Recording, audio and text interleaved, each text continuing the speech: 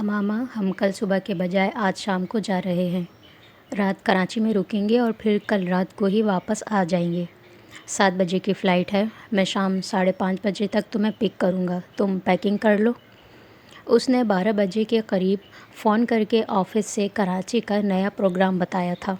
وہ یکدم نروس ہونے لگی۔ اتنی جلدی پیکنگ؟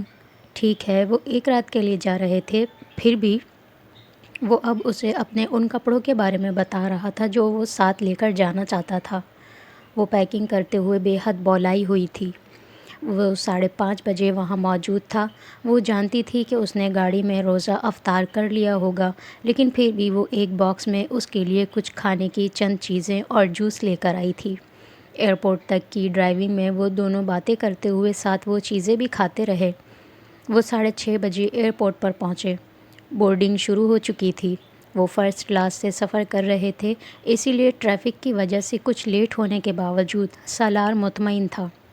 ایگزیکٹو لاؤنج سے جہاز میں سوار ہوتے ہوئے سالار کی فرسٹ کلاس کے کچھ اور پیسنجر سے سلام دعا ہوئی۔ چند ایک سے اس نے امامہ کا بھی تعارف کروایا۔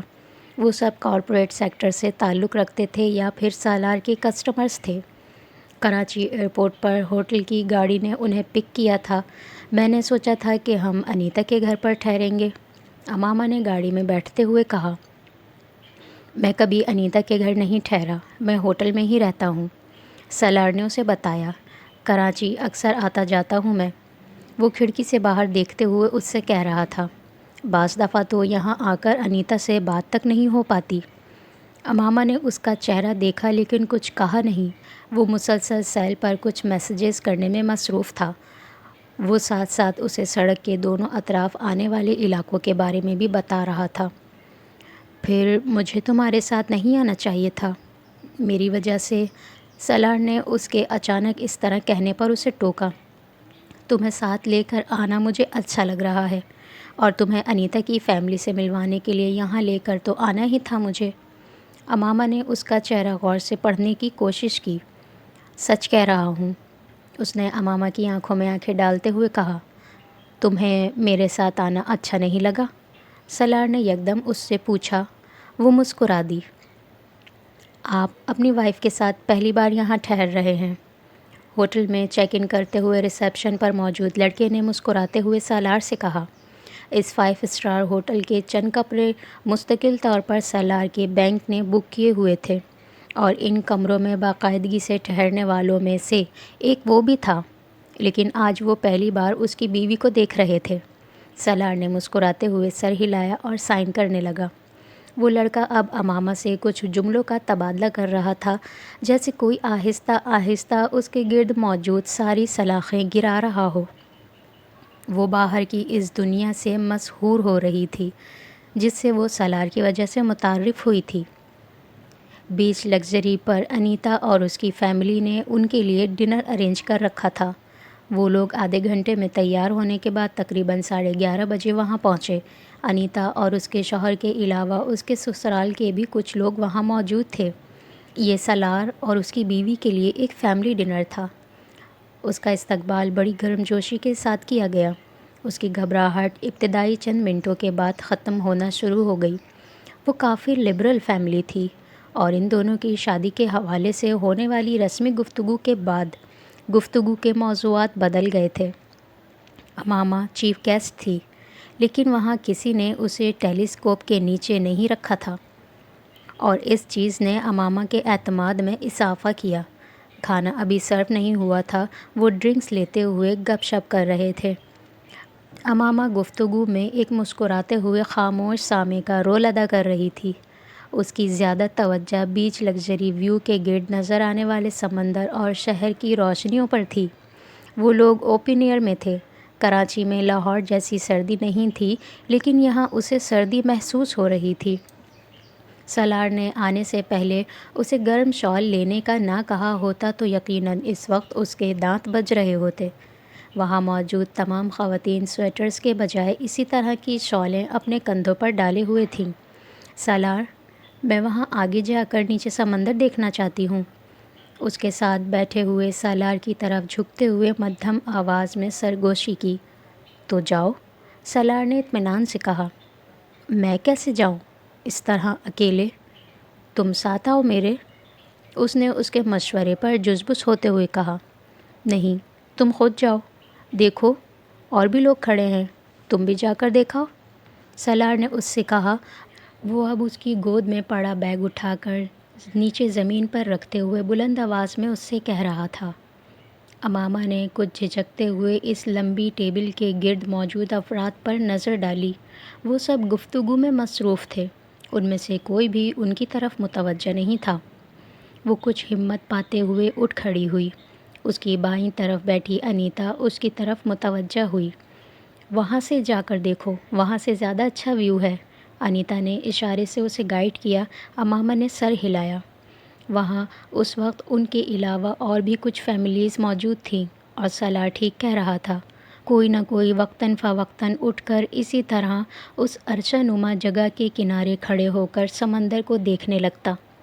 وہ اپنی جگہ سے اٹھتے ہوئے نروس تھی، لیکن پھر وہ نارمل ہونا شروع ہو گئی۔ سالار وہیں بیٹھا کولڈ ڈرنک پیتے اسے جاتے ہوئے دیکھتا رہا۔ امامہ نے 2 بار پلٹ کر کچھ نروس ہو کر اسے دیکھا تھا۔ وہ دونوں بار مسکرا دیا۔ یہ 9 سال پہلے کی وہ پر اعتماد لڑکی نہیں تھی جو آدھی رات کو اپنے گھر کی دیوار کود کر اس کے کمرے میں آ گئی تھی، اس سے شادی کی تھی، پھر گھر سے چلی گئی تھی۔ وہ وسیم کی اس بہن کے بارے میں وسیم سے بہت کچھ سن چکا تھا، لیکن پچھلے 10 دنوں سے وہ جس لڑکی کو دیکھ رہا تھا، یہ وہ لڑکی نہیں تھی۔ وقت نے جتنی توڑ پھوڑ اس کی زندگی میں پیدا کی تھی، اس سے زیادہ توڑ پھوڑ اس نے عرشے کی طرف جاتی ہوئی اس لڑکی کی زندگی میں پیدا کی تھی۔ اس کے انداز اطوار ہی تبدیل ہو گئے تھے۔ 9 سال اگر کسی شخص کو اس کے گھر والوں سے الگ کر دیا جائے، خوف اور دباؤ کے ساتھ چند جگہوں تک محدود کر کے باقی دنیا سے کاٹ دیا جائے، تو وہ کس حد تک کنفیوزڈ، ڈبل مائنڈڈ، غیر محفوظ اور ڈیپینڈنٹ ہو سکتا ہے، وہ اس کا عملی مظاہرہ امامہ کی اس حالت میں دیکھ رہا تھا، اور یہ چیز اسے تکلیف پہنچا رہی تھی۔ وہ کم از کم اسے اس حالت میں نہیں دیکھنا چاہتا تھا۔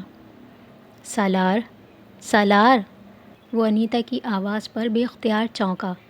اس نے پوری قوت سے اس کے کندھے پر ہاتھ مارا تھا۔ یا تو اسے وہاں بھیجتے نا، اب بھیج ہی دیا ہے تو 2-4 منٹوں کے لیے کسی اور چیز کو بھی دیکھ لو۔ وہ اب اسے ڈانٹ رہی تھی۔ وہ مسکرا کر سیدھا ہو گیا۔ کا بہنوئی غفران اس سے کچھ پوچھ رہا تھا۔ ہوا امامہ کے بالوں کو بکھیر رہی تھی۔ وہ انہیں بار بار کانوں کے پیچھے کر کے انہیں سنبھالنے کی کوشش کر رہی تھی، لیکن انہیں کھلا چھوڑ کر آنے پر پچھتا بھی رہی تھی۔ اس تیز ہوا میں وہ شیفون کے دوپٹے کو سر پر ٹکانے کی کوشش چھوڑ چکی تھی۔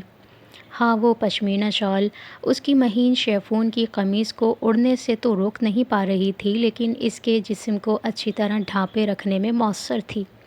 وہ کئی سالوں میں آج پہلی بار کسی پبلک پلیس پر سر ڈھانپے بغیر کھڑی تھی۔ اسے بے حد عجیب لگ رہا تھا۔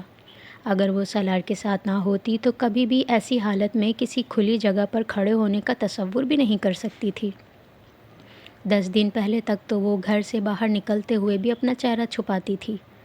وہ واحد گیٹ اپ تھا جس میں وہ خود کو بے حد محفوظ سمجھتی تھی۔ سالار سے شادی کے بعد اس نے چہرہ چھپانا چھوڑ دیا تھا، اور اب اس کے ساتھ خود کو محفوظ سمجھتی تھی۔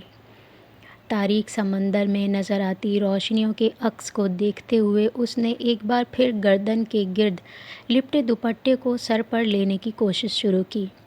یہاں اس کوشش کو نوٹس کرنے والا کوئی نہیں تھا۔ یہ کام اس ہوا میں شال، دوپٹے اور کھلے بالوں کے ساتھ آسان نہیں تھا۔ میں بال سمیٹ دوں تمہارے؟ وہ جیسے کرنٹ کھا کر پلٹی، پھر جیسے اطمینان کا سانس لیا۔ تم نے تو مجھے ڈرا ہی دیا، اس نے سالار کو اپنے عقب میں دیکھ کر بے اختیار کہا۔ وہ کس وقت آیا اسے پتہ نہیں چلا۔ تم میرا دوپٹہ پکڑو گے؟ اس نے سالار کی اوٹ میں آتے ہوئے اپنا دوپٹہ اسے پکڑا دیا۔ وہ اب وہاں کھڑی دوسروں کو نظر نہیں آ رہی تھی۔ تمہیں مجھ کو بتانا چاہیے تھا کہ یہاں اتنی تیز ہوا ہوگی، میں بال تو کھلے چھوڑ کر نہ آتی۔ وہ اپنے بالوں کو ڈھیلے جوڑے کی شکل میں لپیٹتے ہوئے اس سے شکایتی انداز میں کہہ رہی تھی۔ وہ اس کا چہرہ دیکھتا رہا۔ وہ اب اپنی شال اتار کر اسے دیتے ہوئے دوپٹہ اس سے لے رہی تھی۔ یہ کون سا کلر ہے؟ وہ دوپٹے کو اپنے سر اور گردن کے گرد لپیٹتے ہوئے اس کے سوال پر ٹھٹکی۔ کرمزن۔ کیوں؟ سالار نے شال اس کے کندھوں کے گرد لپیٹتے ہوئے کہا۔ میں تمہیں بتانا چاہتا تھا، تم اس کلر میں بہت اچھی لگتی ہو۔ اس نے اس کے بائیں گال کو اپنی انگلیوں کی پوروں سے بہت آہستہ سے چھوا تھا۔ امامہ کی آنکھوں میں حیرت امڑ آئی۔ اگلے لمحے سالار کو یہ طے کرنا مشکل ہو گیا کہ اس کا لباس زیادہ قرمزی تھا یا اس کا چہرہ۔ وہ بے اختیار گہرا سانس لے کر رہ گیا۔ اب تم اتنی سی بات پر یوں بلش ہوا کرو گی تو معاملہ جان لیوا ہو جائے گا، مار دو گی تم مجھے بڑی جلدی۔ وہ کھلکھلا کر ہنسی۔ وہ تقریباً 2:30 بجے واپس اپنے ہوٹل میں آئے تھے۔ امامہ کو اتنی نیند آ رہی تھی کہ اس نے جیولری اتار دی، چہرہ بھی دھو لیا، لیکن کپڑے تبدیل کیے بغیر سو گئی تھی۔ کراچی سے واپسی کے بعد اگلے 2 دن امامہ بہت اچھے موڈ میں رہی۔ اسے ہر بات پر کراچی یاد آ جاتا۔ اس کی یہ خوشی سالار کو حیران کرتی رہی۔ اس کا خیال تھا اسے وہ شہر پسند آیا ہے، لیکن اسے یہ اندازہ نہیں ہوا کہ بات شہر کی نہیں تھی۔ وہ اگر امامہ کو نواب شاہ بھی لے جاتا تو بھی وہ اسی ٹرانس میں واپس آتی۔ وہ کھلی فضا میں سانس لینے کے قابل ہو رہی تھی، اور ایک لمبے عرصے کے بعد گھٹی ہوئی سانسوں کے ساتھ جینے کے بعد کچھ دیر تک تو انسان ایسے ہی گہرے سانس لیتا ہے جیسے وہ لے رہی تھی۔ خواتین و حضرات، توجہ فرمائیے، ہم اسلام آباد انٹرنیشنل ایئرپورٹ پر لینڈ کر چکے ہیں۔ اس وقت یہاں شام کے 7 بج رہے ہیں اور یہاں کا درجہ حرارت۔ جہاز کے کیبن عملہ میں سے کوئی انگلش کے بعد اب اردو میں رسمی الوداعی کلمات دہرا رہا تھا۔ جہاز ٹیکسی کرتے ہوئے ٹرمینل کے سامنے جا رہا تھا۔ بزنس کلاس کی ایک سیٹ پر بیٹھے سالار نے اپنا سیل فون آن کرتے ہوئے اپنی سیفٹی بیلٹ کھولی۔ امامہ کھڑکی سے باہر دیکھتے ہوئے گمسم تھی۔ کہاں گم ہو؟ اس نے امامہ کا کندھا تھپکا۔ اس نے چونک کر اسے دیکھا اور پھر اپنی سیفٹی بیلٹ کھولنے لگی۔ سالار اب لگیج کمپارٹمنٹ سے اپنے بیگز نکال رہا تھا۔ ایک فلائٹ اسٹیورڈ نے اس کی مدد کی۔ دونوں کے درمیان چند خوشگوار جملوں کا تبادلہ ہوا اور اس فلائٹ پر آنے والے ریگولر پیسنجرز میں سے ایک تھا اور فلائٹ عملہ اسے پہچانتا تھا۔ جہاز کی سیڑھیوں کی طرف جانے سے پہلے سالار نے مڑ کر اس سے کہا، تمہیں کوئی کوٹ وغیرہ لے کر آنا چاہیے تھا، سویٹر میں سردی لگے گی تمہیں۔ یہ تمہارا ہی نہیں، میرا بھی شہر ہے، میں پیدا ہوئی ہوں یہاں، 20 سال گزارے ہیں میں نے یہاں، مجھے پتہ ہے کتنی سردی ہوتی ہے، یہ سویٹر کافی ہے۔ امامہ نے بڑے جتانے والے انداز میں اس سے کہا۔ وہ استہزائی انداز میں مسکرایا۔ جہاز کی سیڑھیوں سے باہر آتے ہی سرد ہوا کے پہلے جھونکے نے ہی اسے احساس دلا دیا کہ وہ ٹھیک کہہ رہا تھا۔ اسے اپنے دانت بجتے ہوئے محسوس ہوئے۔ سالار نے کچھ کہے بغیر اپنے بازو پر پڑی جیکٹ اس کی طرف بڑھائی۔ اس نے بڑی فرمانبرداری سے کچھ نادم ہو کر جیکٹ پہن لی۔ اسلام آباد بدل گیا تھا، اس نے خجل ہو کر سوچا۔ ارائیول لاؤنج کے ایگزٹ کی طرف بڑھتے ہوئے سالار چند لمحوں کے لیے ٹھٹکا۔ ایک بات میں تمہیں بتانا بھول گیا ماما، اس نے بڑی معصومیت سے کہا۔ کیا بات ہے؟ وہ مسکرائی۔ پاپا کو یہ پتہ نہیں ہے کہ ہم آج اسلام آباد آ رہے ہیں۔ امامہ کے چہرے کی مسکراہٹ غائب ہو گئی۔ سالار نے اسے رکتے دیکھا تو وہ بھی رک گیا۔ وہ بے یقینی سے اسے دیکھ رہی تھی۔ سالار نے اپنے کندھے پر اس کے بیگ کی بیلٹ ٹھیک کی۔ شاید ٹائمنگ غلط ہو گئی، ٹیکسی میں بتانا زیادہ بہتر تھا، اور اب اگر اس نے یہاں سے جانے سے انکار کر دیا تو… وہ دل ہی دل میں فکر مند ہوا۔ وہ پلکیں جھپکے بغیر اس کی آنکھوں میں آنکھیں ڈال کر دیکھ رہی تھی۔ وہ بھی اسی طرح دیکھتا رہا۔ یہ ڈٹھائی تھی، لیکن اب وہ اس کے علاوہ کر بھی کیا سکتا تھا؟ اس نے بالآخر امامہ کی آنکھوں کی بے یقینی کو غصے میں بدلتے دیکھا، پھر اس کا چہرہ سرخ ہونے لگا۔ وہ مسلسل 2 ہفتوں سے اسے سکندر عثمان کے اسلام آباد بلانے کا کہہ رہا تھا۔ یہ سکندر عثمان کا بلاوا نہ ہوتا تو وہ صرف سالار کے کہنے پر تو کبھی وہاں نہ جاتی، اور اب وہ کہہ رہا تھا کہ وہ جھوٹ بول رہا تھا۔ سکندر عثمان کے نہ بلانے کے باوجود وہاں جانے کا کیا مطلب تھا، اس کا اندازہ وہ کر سکتی تھی، اور اس وقت وہ بری طرح پریشان ہوئی تھی۔ ایک لمحے کے لیے تو اس کا دل چاہا تھا کہ وہ لاؤنج سے باہر نکلنے سے ہی انکار کر دے۔ اسے سالار پر شدید غصہ آ رہا تھا۔ سوری، سالار نے اطمینان سے کہا۔ وہ چند لمحے اسے دیکھتی رہی، پھر اس نے ارد گرد دیکھا، پھر سالار نے اسے جیکٹ اتارتے ہوئے دیکھا۔ وہ وہاں کھڑی بے بسی کے عالم میں اس سے زیادہ کچھ نہیں کر سکتی تھی۔ سالار کو اندازہ تھا کہ وہ یہی کر سکتی ہے۔ اس نے جیکٹ اتار کر تقریباً پھینکنے والے انداز میں سالار کو دی۔ تھینک یو، سالار نے جیکٹ سنبھالتے ہوئے کہا۔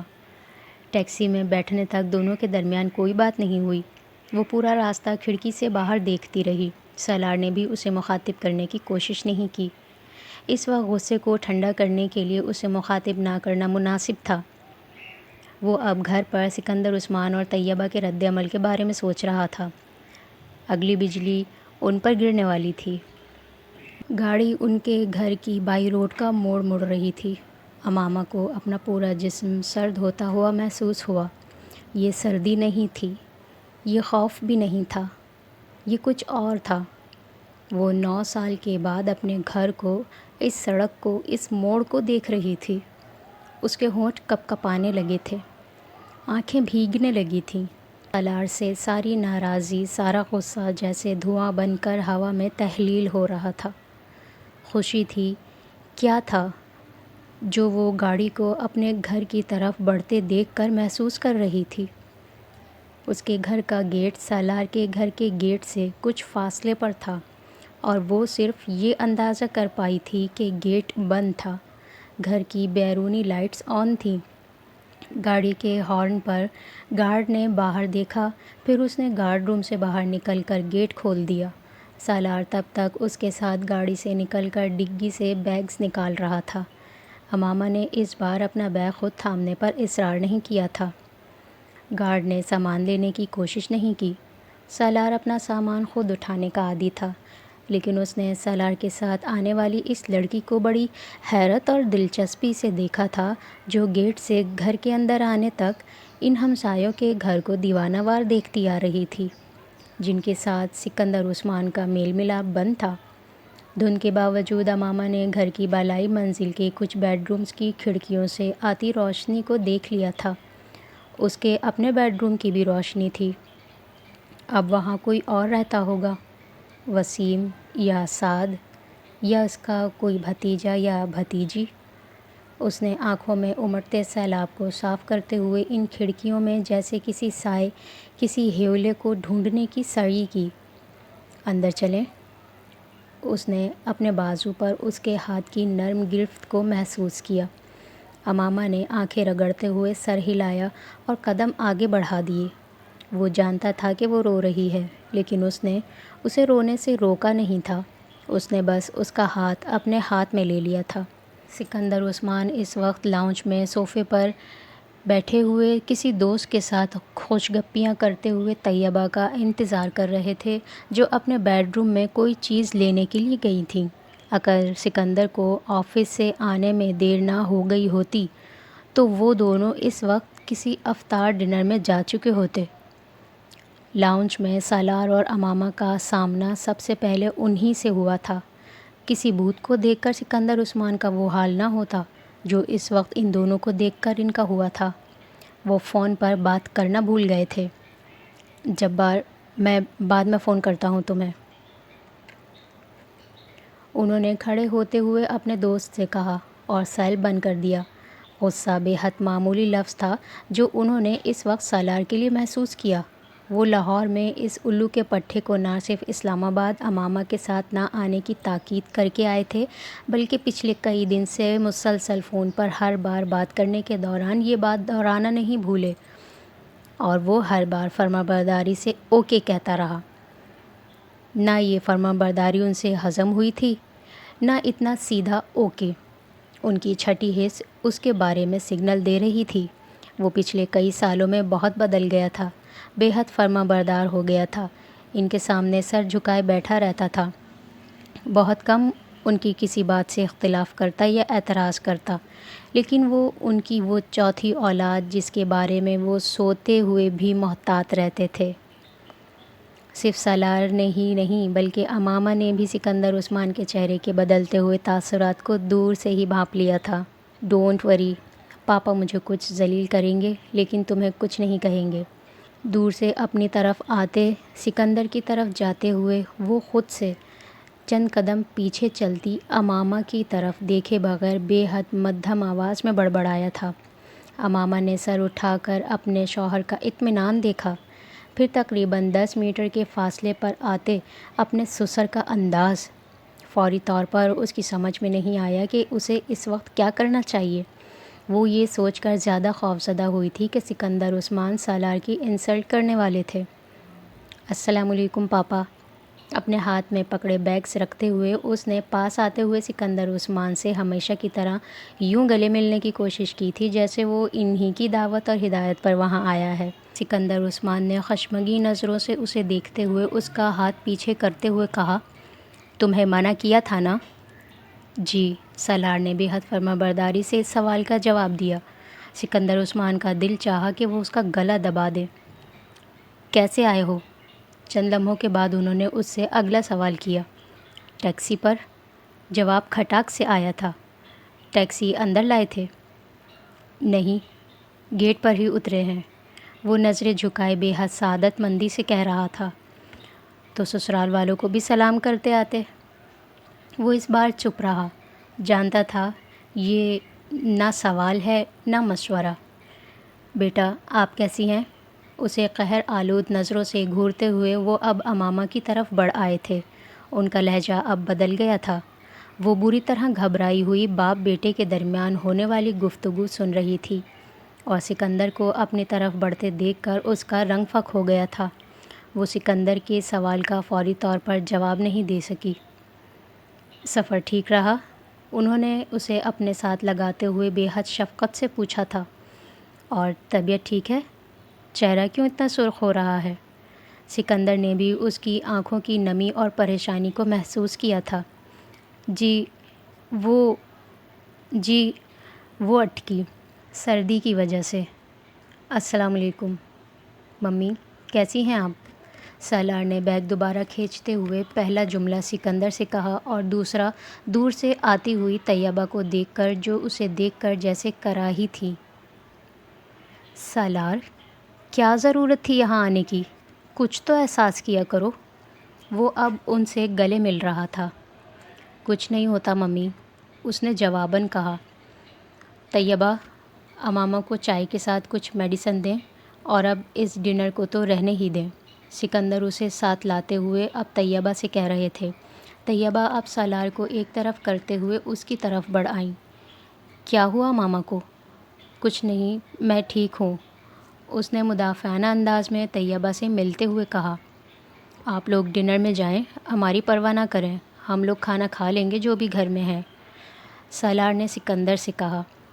اسے اندازہ تھا کہ وہ اس وقت کہیں انوائٹڈ ہیں، یقیناً گھر میں اس وقت ڈنر کی کوئی تیاری نہیں کی گئی ہوگی۔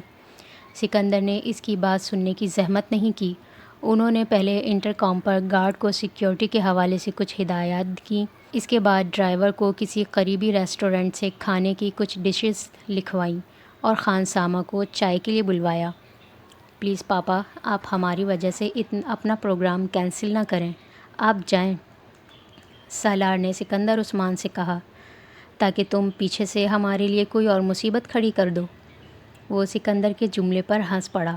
اس کی ہنسی نے سکندر کو کچھ اور برہم کیا۔ امامہ اگر اس کے پاس نہ بیٹھی ہوتی تو سکندر عثمان اس وقت اس کی طبیعت اچھی طرح صاف کر دیتے۔ جب میں نے تم دونوں سے کہا تھا کہ فی الحال یہاں مت آنا تو پھر امامہ کم از کم تمہیں اسے سمجھانا چاہیے تھا۔ سکندر نے اس بار امامہ سے کہا تھا جو پہلے ہی بے حد شرمندگی اور حواس باختگی کا شکار ہو رہی تھی۔ پاپا، امامہ تو مجھے منع کر رہی تھی، میں زبردستی لایا ہوں اسے، امامہ کی کسی وضاحت سے پہلے ہی سالار نے کہا۔ سکندر نے بے حد خشمگی نظروں سے اسے دیکھا۔ ان کی اولاد میں سے کسی نے آج تک ان کے منہ پر بیٹھ کر اتنے فخریہ انداز میں ان کی بات نہ ماننے کا اعلان نہیں کیا تھا۔ سالار سے مزید کچھ کہنے کے بجائے انہوں نے ملازم سے سامان ان کے کمرے میں رکھنے کے لیے کہا۔ اس سارے معاملے پر سالار سے سنجیدگی سے بات کرنا ضروری تھا، لیکن اکیلے میں۔ سالار کے کمرے میں آتے ہی امامہ مقناطیس کی طرح کھڑکی کی طرف گئی تھی اور پھر جیسے سحر زدہ سی کھڑکی کے سامنے جا کر کھڑی ہو گئی۔ وہاں سے اس کا گھر کا بایاں حصہ نظر آ رہا تھا، اس کے گھر کا اوپر والا حصہ، اس کے کمرے کی کھڑکیاں، وسیم کے کمرے کی کھڑکیاں۔ دونوں کمروں میں روشنی تھی، لیکن دونوں کھڑکیوں کے پردے گرے ہوئے تھے۔ کوئی ان پردوں کو ہٹا کر اس وقت اس کی طرح آ کر کھڑکی کے سامنے کھڑا ہو جاتا تو اسے آرام سے دیکھ لیتا۔ پتہ نہیں پہچانتا بھی یا نہیں۔ وہ اتنی تو نہیں بدلی تھی کہ کوئی اسے پہچان ہی نہ پاتا۔ اس کے اپنے خونی رشتے تو پانی سیلاب کے ریلے کی طرح سب بند توڑ کر اس کی آنکھوں سے بہنے لگا تھا۔ یہ کب سوچا تھا اس نے کہ کبھی اپنی زندگی میں وہ دوبارہ اس گھر کو دیکھ سکے گی؟ کیا ضروری تھا کہ یہ سب کچھ اس کی زندگی میں اس کے ساتھ ہوتا؟ وہ تقریباً 2 بجے کمرے میں آیا اور اس کا خیال تھا کہ امامہ سو چکی ہوگی، مگر وہ ابھی بھی کھڑکی کے سامنے بیٹھی ہوئی باہر دیکھ رہی تھی۔ اس کے گھر کی لائٹس اب آف تھیں۔ دروازہ کھلنے کی آواز پر اس نے گردن موڑ کر سالار کو دیکھا تھا۔ سو جانا چاہیے تھا تمہیں امامہ، اس سے نظریں ملنے پر سالار نے کہا۔ وہ کھڑکیوں کے آگے ایک کرسی رکھے دونوں پاؤں اوپر کیے گھٹنوں کے گرد بازو لپیٹے بیٹھی تھی۔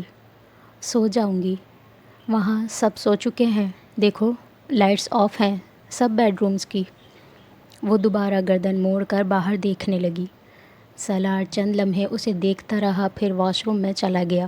10 منٹ بعد کپڑے تبدیل کر کے وہ سونے کے لیے بیڈ پر لیٹ گیا۔ امامہ اب بس کرو، اس طرح دیکھنے سے کیا ہوگا؟ بیڈ پر لیٹے لیٹے اس نے امامہ سے کہا، میں نے کب کہا ہے کہ کچھ ہوگا؟ تم سو جاؤ۔ تم وہاں بیٹھی رہو گی تو مجھے بھی نیند نہیں آئے گی۔ لیکن میں یہیں بیٹھوں گی، اس نے ضدی انداز میں کہا۔ سالار کو اس کی ضد نے حیران کیا۔ چند لمحے اسے دیکھنے کے بعد اس نے پھر کہا، امامہ تم اگر بیڈ پر آ کر لیٹو گی تو یہاں سے بھی تمہارا گھر نظر آتا ہے۔ سالار نے ایک بار پھر کوشش کی تھی، یہاں سے زیادہ قریب ہے۔ وہ اس بار بول نہیں سکا۔ اس کے لہجے میں موجود کسی چیز نے اس کے دل پر اثر کیا تھا۔ چند گز کا فاصلہ اس کے لیے بے معنی تھا، وہ اس کا گھر نہیں تھا۔ چند گز کی نزدیکی اس کے لیے بہت اہم تھی۔ وہ 9 سال بعد اس گھر کو دیکھ رہی تھی۔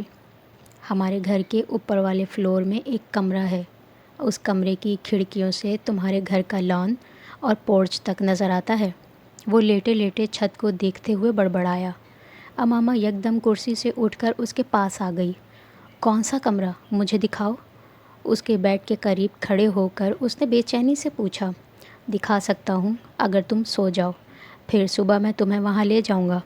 سالار نے آنکھیں کھول کر کہا، میں خود جا سکتی ہوں۔ وہ بے حد خفگی سے سیدھی ہو گئی۔ اوپر والا فلور لاکڈ ہے۔ امامہ جاتے جاتے رک گئی۔ وہ یکدم مایوس ہوئی تھی۔ سالار مجھے لے کر جاؤ اوپر۔ وہ پھر اس کا کندھا ہلانے لگی۔ اس وقت تو نہیں لے کر جاؤں گا، اس نے 2 ٹوک انداز میں کہا۔ تمہیں ذرا سی بھی محبت نہیں ہے مجھ سے؟ وہ اسے جذباتی دباؤ میں لے رہی تھی۔ ہے، اسی لیے تو نہیں لے جا رہا۔ صبح وہاں جانا، تمہاری فیملی کے لوگ گھر سے نکلیں گے، تم انہیں دیکھ سکتی ہو۔ اس وقت کیا نظر آئے گا تمہیں؟ سالار نے بے حد سنجیدگی سے کہا، ویسے بھی مجھے نہیں پتہ کہ کمرے کی چابیاں کس کے پاس ہیں، صبح ملازم سے پوچھ لوں گا۔ سالار نے جھوٹ بولا۔ اوپر کا فلور مقفل نہیں تھا، لیکن امامہ کو روکنے کا اس کے علاوہ اور کوئی راستہ نہیں تھا۔ وہ کچھ مایوس ہو کر دوبارہ کھڑکی کی طرف جانے لگی۔ سالار نے اس کا ہاتھ پکڑ لیا، اور فلور میں تب ان لاک کروں گا جب تم ابھی سو جاؤ۔ وہ چند لمحے اس کا چہرہ دیکھتی رہی، پھر اس نے جیسے ہتھیار ڈالتے ہوئے کہا، میں بیٹھ کے اس طرف سوؤں گی۔ سالار نے ایک لفظ کہے بغیر اپنی جگہ چھوڑ دی۔ اس نے کمبل ہٹا کر اس کے لیے جگہ بنا دی تھی۔ دوبارہ اس کی آنکھ سالار کے جگانے سے کھلی۔ سحری ختم ہونے میں ابھی کچھ وقت تھا۔ جب تک وہ کپڑے تبدیل کر کے اور منہ ہاتھ دھو کر آئی، تب تک خانسامہ کھانے کی ٹرالی کمرے میں چھوڑ گیا تھا۔ انہوں نے بڑی خاموشی کے ساتھ کھانا کھایا، اور کھانا ختم کرتے ہی امامہ نے کہا، اب چابیاں لے لو، اوپر چلیں، مجھے نماز پڑھ کر آنے دو۔ نہیں، مجھے اپنا گھر دیکھنا ہے۔ اس بار سالار نے جیسے امامہ کی ضد کے سامنے ہتھیار ڈالے تھے، اسے لے کر وہ اوپر کے فلور پر آ گیا۔ اس کمرے کی کھڑکی کے سامنے کھڑے ہوتے ہی وہ جیسے سانس لینا بھول گئی تھی۔ وہاں سے اس کے گھر کا پورا لان اور پورچ نظر آ رہا تھا۔ لان بالکل بدل گیا تھا، وہ ویسا نہیں تھا جیسا کبھی ہوتا تھا جب وہ وہاں تھی۔ تب وہاں وہ کرسیاں بھی نہیں تھیں جو پہلے ہوتی تھیں۔ لان میں لگی بیلیں اب پہلے سے بھی زیادہ بڑی اور پھیل چکی تھیں۔ آنسوؤں کا ایک نیا ریلا اس کی آنکھوں میں آیا تھا۔ سالار نے اس دفعہ اسے کچھ نہیں کہا، کہنا بیکار تھا، اسے فی الحال رونا تھا۔ وہ جانتا تھا۔ وہ گاؤں جانے کے لیے تیار ہونے کے بعد اسے خداحافظ کہنے اوپر آیا تھا۔ 2.5 گھنٹے کے بعد بھی وہ کھڑکی کے سامنے اسی طرح کھڑی تھی۔ سالار کے اندر آنے پر بھی اس نے پلٹ کر نہیں دیکھا تھا۔ میں گاؤں کے لیے نکل رہا ہوں، شام تک واپس آؤں گا۔ 10-11 بجے کے قریب پاپا اور ممی اٹھ جائیں گے، تب تم نیچے آ جانا۔ وہ اب بھی اسی طرح دوپٹے سے آنکھیں اور ناک رگڑ رہی تھی، لیکن اس کی نظریں اب بھی کھڑکی سے باہر تھیں۔ سالار اور یہ کمرہ جیسے اس کے لیے اہم نہیں رہا تھا۔ وہ اس سے کیا کہہ رہا تھا اس نے نہیں سنا تھا، اور سالار یہ جانتا تھا۔ وہ اسے خداحافظ کہتے ہوئے چلا گیا۔ وہ اگلے 4 گھنٹے اسی طرح صوفے پر جمی بیٹھی رہی۔ اس دن اس نے 9 سال کے بعد باری باری اپنے تینوں بھائیوں کو بھی گھر سے جاتے دیکھا۔ وہ وہاں بیٹھی انہیں دیکھتی ہچکیوں سے روتی رہی تھی۔ وہاں بیٹھے ہوئے اسے لگ رہا تھا کہ اس نے یہاں آ کر غلطی کی ہے، اسے نہیں آنا چاہیے تھا۔ اتنے سال سے صبر کے جو بند وہ باندھتی چلی آ رہی تھی، اب وہ بند باندھنا مشکل ہو رہے تھے۔ وہ پہلے اسلام آباد آنا نہیں چاہتی تھی اور اب یہاں سے جانا نہیں چاہتی تھی۔ 4:30 بجے اسے ملازم نے انٹرکام پر اٹھایا تھا۔ افطار کا وقت قریب تھا۔ سکندر اور 4:30 بجے اسے ملازم نے انٹرکام پر اٹھایا تھا۔ افطار کا وقت قریب تھا۔ سکندر اور طیبہ بھی اس کا انتظار کر رہے تھے۔ سالار بھی افطار سے چند منٹ پہلے ہی پہنچا تھا۔ سکندر اور طیبہ کہیں انوائٹڈ تھے اور ان دونوں کی فلائٹ کے وقت وہ گھر پر موجود نہیں تھے، لیکن اس ڈنر کے لیے نکلنے سے پہلے وہ سالار اور امامہ سے مل کر گئے تھے۔ ان کی فلائٹ 11 بجے تھی، اور جب وہ دونوں باہر آئے تو باہر پورچ میں ڈرائیور ایک گارڈ کے ساتھ گاڑی میں انتظار کر رہا تھا۔ سالار نے سامان گاڑی میں رکھنے کے بعد چابی ڈرائیور سے لے لی۔ امامہ نے حیرانی سے اسے دیکھا تھا۔ ہم لوگ بائی روڈ جا رہے ہیں، پاپا آئیں تو تم انہیں بتا دینا۔ ڈرائیور نے کچھ احتجاج کرنے کی کوشش کی، شاید سکندر اسے ضرورت سے زیادہ ہدایات کر گئے تھے، لیکن سالار کی ایک جھاڑ نے اسے خاموش کر دیا۔ اور اب اتنی وفاداری دکھانے کی ضرورت نہیں ہے کہ میرے گھر سے نکلتے ہی پاپا کو فون کر دو، وہ گاڑی میں بیٹھتا ہوا اس سے کہہ رہا تھا۔ اسے یقین تھا وہ اس کے گھر سے نکلتے ہی یہی کام کرے گا، اس لیے گیٹ سے نکلتے ہی اس نے سکندر کے فون پر کال کی تھی۔ وہ کچھ دیر کے لیے سکندر کا فون انگیج کرنا چاہتا تھا۔ پاپا، ہم لوگ نکل رہے تھے تو سوچا آپ سے بات کر لوں، سالار نے سکندر سے کہا۔ اچھا کیا، ذرا ممی سے بات کرا دیں، اس نے سکندر کے کچھ کہنے سے پہلے ہی سکندر سے کہا۔ اسے خدشہ تھا کہ سکندر ڈرائیور کی انکمنگ کال کو دیکھ کر چونکیں گے۔ وہ اگر گاڑی میں ان سے بات کرتا رہا ہے تو ڈرائیور انہیں کیوں کال کر رہا تھا؟ البتہ طیبہ اس سے بات کرتے ہوئے کسی انکمنگ کال کو چیک نہ کرتیں، اور اگر کرتی بھی تو ان کو شک نہیں ہوتا۔ اگلے 15 منٹ وہ طیبہ کے ساتھ باتیں کرتا رہا۔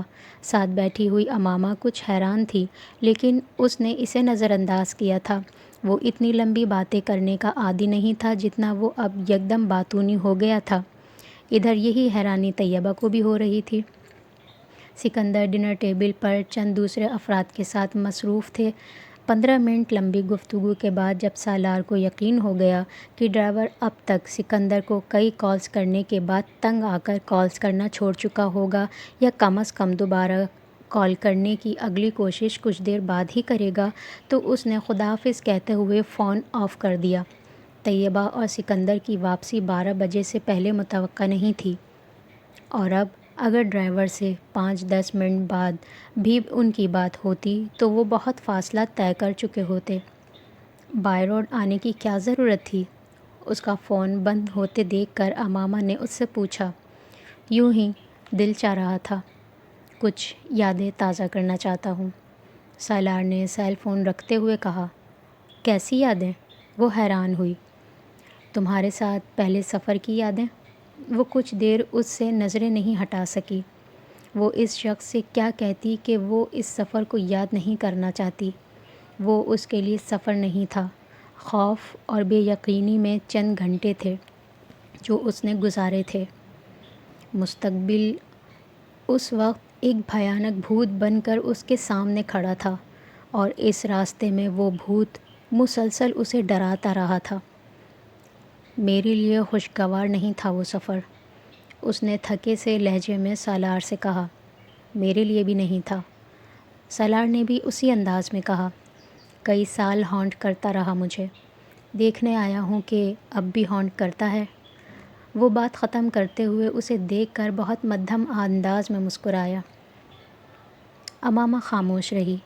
کئی سال پہلے کی وہ رات ایک بار پھر سے اس کی آنکھوں کے سامنے آنے لگی تھی، اور آنکھوں کے سامنے صرف رات ہی نہیں بلکہ جلال بھی آیا تھا۔ اس رات کی تکلیف کا ایک سرا اس کی ذات کے ساتھ بندھا تھا، دوسرا اس کی فیملی کے ساتھ۔ اس نے دونوں کو کھویا تھا۔ اگلی صبح کا سورج لاکھ ہمیشہ جیسا ہوتا، اس کی زندگی ویسی نہیں رہی تھی۔ کبھی وہ سوچ سکتی تھی کہ وہ کبھی اس رات کو صرف تکلیف سمجھ کر سوچے گی، تقدیر سمجھ کر نہیں۔ اس کی آنکھیں بھیگنے لگی تھیں۔ برابر میں بیٹھا شخص آج اس کے آنسوؤں سے بے خبر نہیں تھا، لیکن اس وقت بے خبر تھا۔ اس نے کچھ کہے بغیر ہاتھ بڑھا کر اس کا ہاتھ اپنے ہاتھ میں لے لیا۔ امامہ آنکھیں پوچھنے لگی تھی۔ وہ سارا نقشہ جو اس نے اپنی زندگی کا کھینچا تھا، اس میں یہ شخص کہیں نہیں تھا۔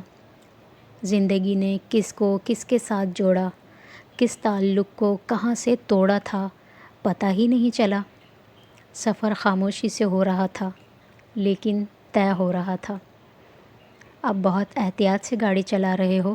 امامہ کو کئی سال پہلے کی اس کی ریش ڈرائیونگ یاد آئی۔ زندگی کی قدر ہو گئی ہے اب؟ اس نے سالار سے ہاتھ چھڑاتے ہوئے پوچھا۔ تمہاری وجہ سے احتیاط کر رہا ہوں۔ وہ بول نہیں سکی۔ خاموشی کا ایک اور وقفہ آیا۔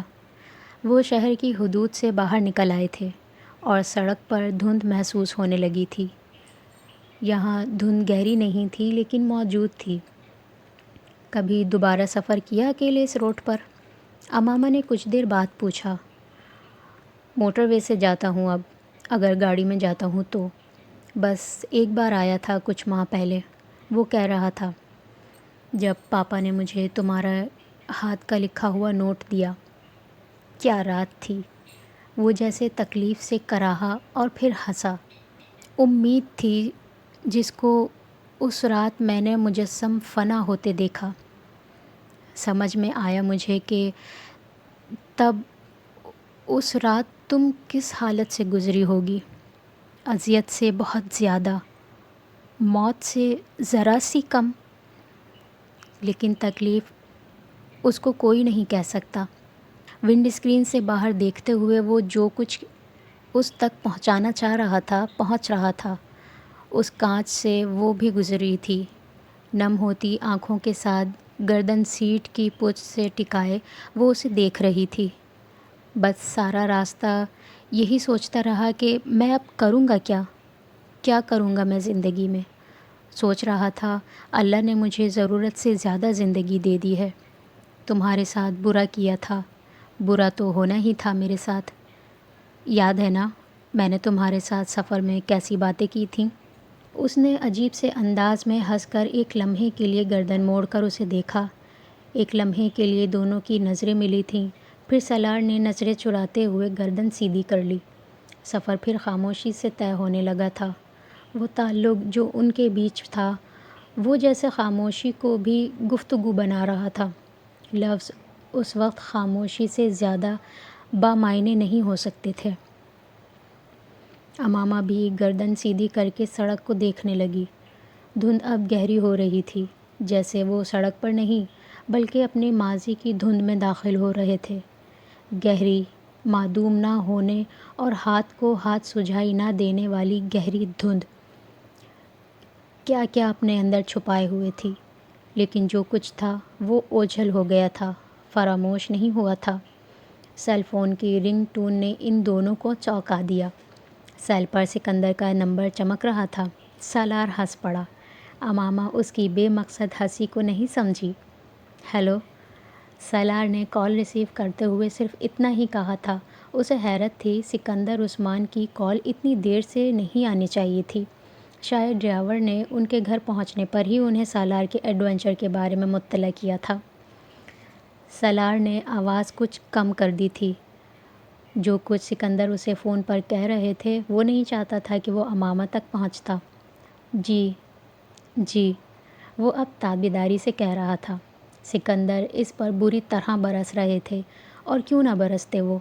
انہیں بے وقوف بنانا جیسے سالار کے لیے بائیں ہاتھ کا کھیل تھا، اور یہ احساس سکندر کے غصے میں اضافہ کر رہا تھا۔ انہوں نے کچھ دیر پہلے طیبہ کے پرس میں پڑے اپنے سیل پر ڈرائیور کی مسڈ کالز دیکھی تھیں، اور اس سے بات کر کے وہ خون کے گھونٹ پی کر رہ گئے تھے۔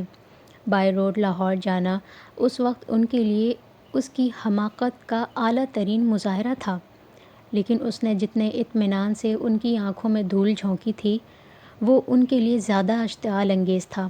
اب غصہ ختم کر دیں پاپا، ہم دونوں بالکل محفوظ ہیں اور آرام سے سفر کر رہے ہیں، اس نے بالآخر سکندر سے کہا۔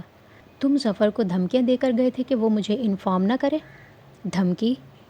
میں نے ایک مؤدبانہ درخواست کی تھی اس سے کہ وہ آپ کو فی الحال انفارم نہ کرے۔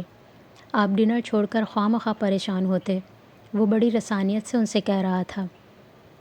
میری دعا ہے سالار کہ تمہاری اولاد بالکل تمہارے جیسی ہو اور تمہیں اتنا ہی خوار کرے جتنا تم ہمیں کرتے ہو، پھر تمہیں ماں باپ کی پریشانی کا احساس ہوگا۔ وہ ہنس پڑا۔ پاپا، اس طرح کی باتیں کریں گے تو میں اولاد ہی پیدا نہیں کروں گا۔ امامہ نے اس کے جملے پر چونک کر اسے دیکھا۔ پاپا دعا کر رہے ہیں کہ ہماری اولاد جلد پیدا ہو۔ امامہ کو چونکتے دیکھ کر سالار نے فون پر بات کرتے ہوئے اسے بتایا۔ وہ بے اختیار سرخ ہوئی، لیکن اس کو سمجھ نہیں آیا کہ یہ اس طرح کی دعا کا کون سا وقت اور طریقہ ہے۔ دوسری طرف سکندر فون پر اس کا جملہ سن کر کچھ بے بسی سے ہنس پڑے تھے۔ ان کا غصہ کم ہونے لگا تھا۔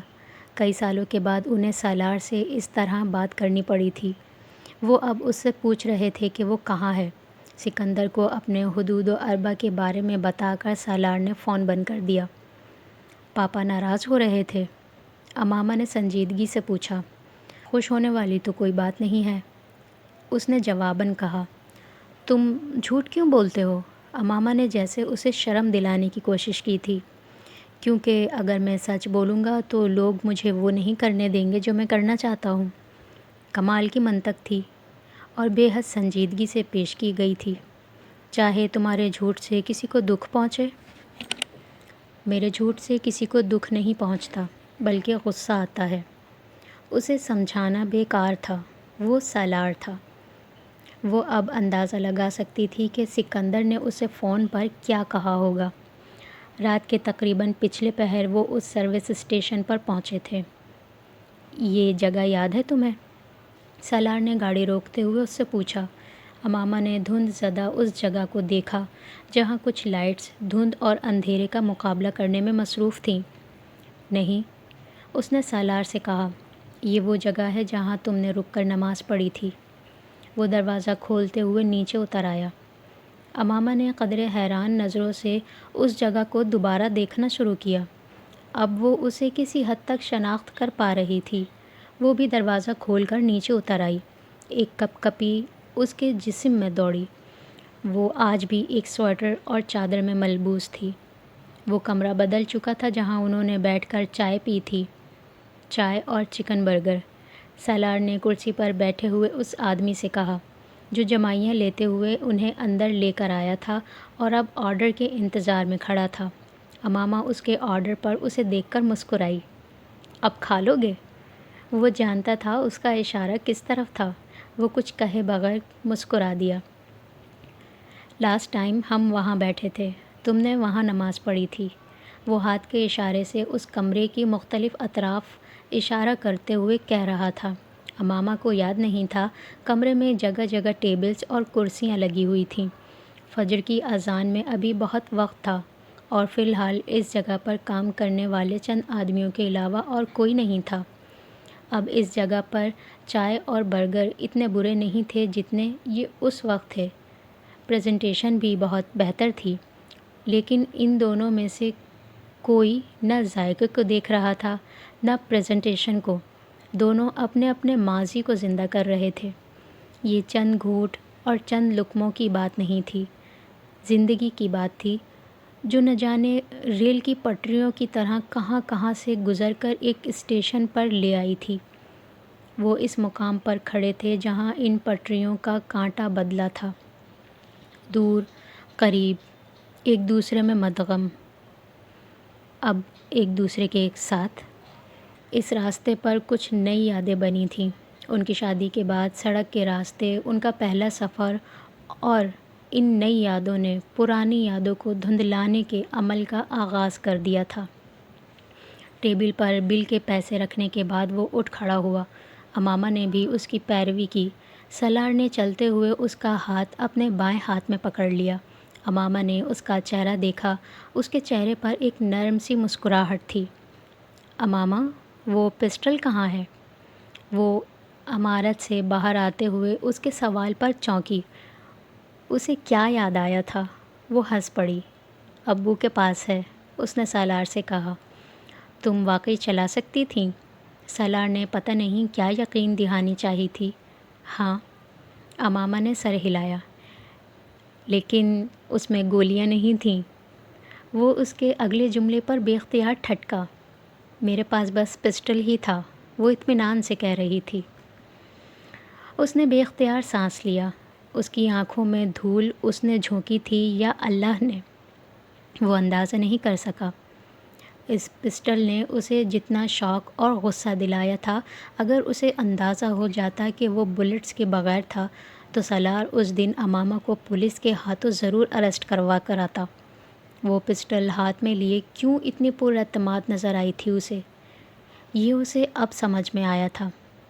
تم ڈر گئے تھے؟ امامہ ہنس رہی تھی۔ نہیں، ڈرا تو نہیں تھا، مگر شاکڈ رہ گیا تھا۔ تم سارا راستہ روتی رہی تھی۔ میں توقع بھی نہیں کر سکتا تھا کہ تم مجھ پر پسٹل نکال لو گی۔ تمہارے آنسوؤں نے دھوکہ دیا مجھے۔ وہ اب کچھ خفگی سے کہہ رہا تھا۔ امامہ کھلکھلا کر ہنس پڑی۔